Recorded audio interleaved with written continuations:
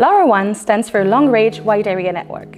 It's a non-cellular network technology that enables battery-powered devices to connect and communicate data without SIMs, only with a LoRaWAN radio and a unique ID.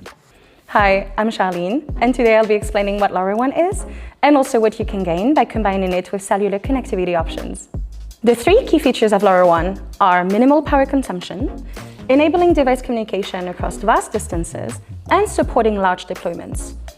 However, when it comes to coverage, LoRaWAN only works for regions where gateways and infrastructure have been built up for it. That's when combining LoRaWAN and cellular comes into play. The two technologies can complement each other, helping new IoT devices with maximum power optimization for years of battery life, better coverage in locations where LoRaWAN isn't available, over-the-air software updates that are faster and simpler with cellular fallback, and of course, saving costs by minimizing awake time and data transfer. Think of smart meters, for example. They typically require low bandwidth and maximum power saving, so they're a great use case for LoRaWAN. For situations where aggregated data must be sent to the cloud, you can bridge the gap by equipping your smart meters with cellular backhaul. As you can see, combining LoRaWAN with cellular connectivity is a clever IoT strategy to maximize the power of your devices.